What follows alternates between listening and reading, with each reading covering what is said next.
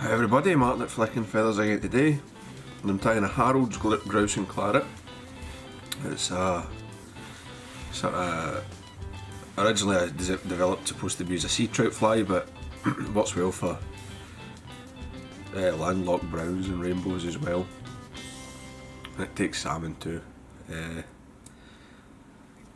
So that's sort of Western Isles shape, the long straggly hackle like a Kamasan killer or a goat's toe.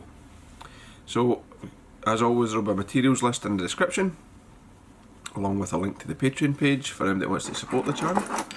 Get access to the members only content, as well as being entered into the fly giveaways. So I've got my hook and my vise. This is a size 10. Tie these 8s, 10s, maybe 12s.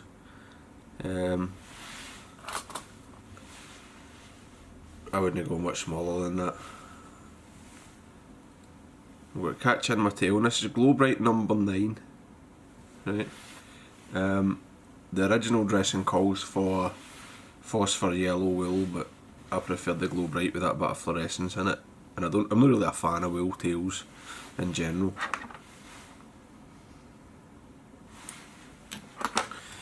Catch my ribbon, which is an oval gold tinsel.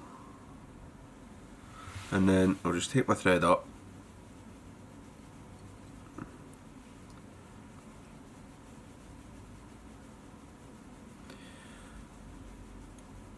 tie all that down,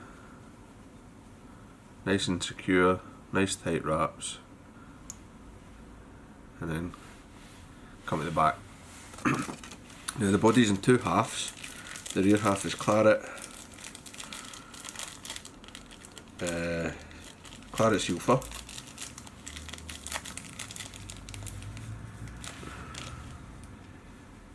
you could use a sub if you want.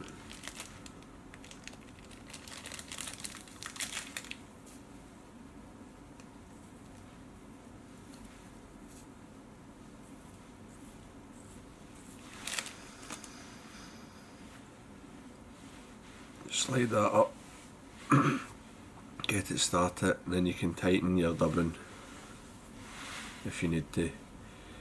And I don't like to go crazy with the body here. I like to keep it reasonably thin. I'm not going to brush it either, because I just think it looks weird when you brush this one. Because the front part of the body is peacock herl, right? So the front half, or well, it's really about a front third. And I think when you brush the, excuse me, when you brush the dubbing behind this and the peacock's just the same length, I don't like the effect. So I'm just building this up into a wee kind of chunky thorax, so it's about the same or slightly bigger than the rear half, or the rear section. And then when I get to the front, cross my thread, tie that off, and then I'm going to come up with my rib, take a full turn at the back, and then up the body, 4 or 5 turns up the body. Then when you get to the front, a full turn, and then come across your thread again, tie it away, trim off the waist. Now I'm going to cut my tail. Length's up to you. I like it about nearly the shank. Right. If you want it shorter, by all means trim it shorter. You could tie it, you could trim it right at the back of the hook, or half a shank length, something like that. Entirely up to you. I just like the look of that long tail with the long hackle. I think it gives the fly a nice flow. The hackle is Grouse.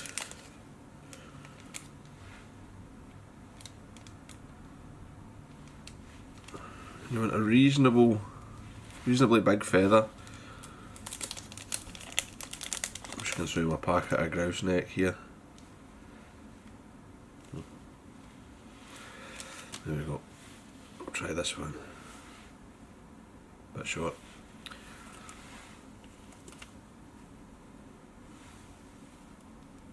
That'll just about do it. And it's the hackles from the neck of a grouse, and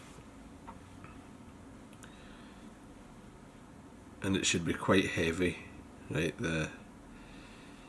This isn't really like a sparse fly, so get this in. Wee bit wax in my thread. Fold the tip back, and keeping the thread tight, you can just snap that away.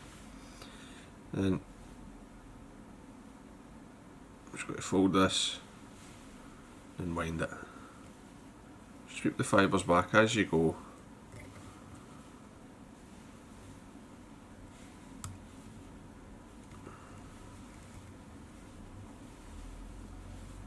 And as I say, it should be quite a heavy hackle. The grouse necks, it's a weird feather. The barbules are actually quite thin, and often they can look a bit ratty. So you do need to have plenty of turns to get the volume that you want in this hackle. I mean, there I've used up that whole feather.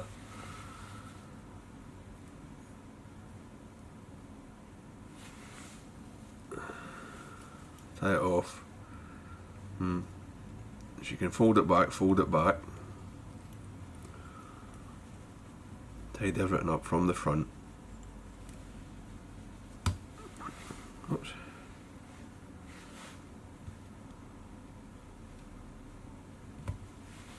Nope. If you need to cut it away. Then, as you've seen me probably doing before, with these game bird hackles and that, I'll just come in, and if I have to cut it, because it doesn't want to snap at the right place, I'll just press that with my thumbnail,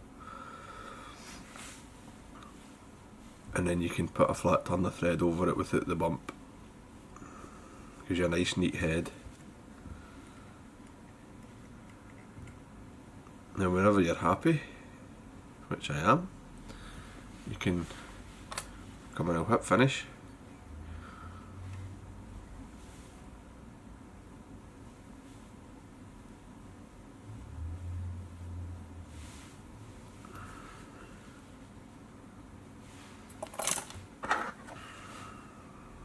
Make sure your knot's nice and tight, and then trim away the waste before you come in with some varnish.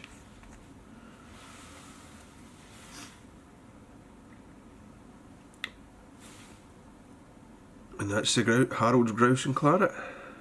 As I say, Scottish Western Isles sea trout pattern, but it works well for browns and rainbows and everything else. It takes salmon as well in the lochs. Unusual wee fly in some respects, kind of weird combination with the dubbing at the back, but it certainly works well, certainly catches plenty of fish, and it's well worth having in your box. So, I hope that was useful, hope you enjoyed it. If it was, please give me a thumbs up below and subscribe to the channel. Tight lines guys, bye.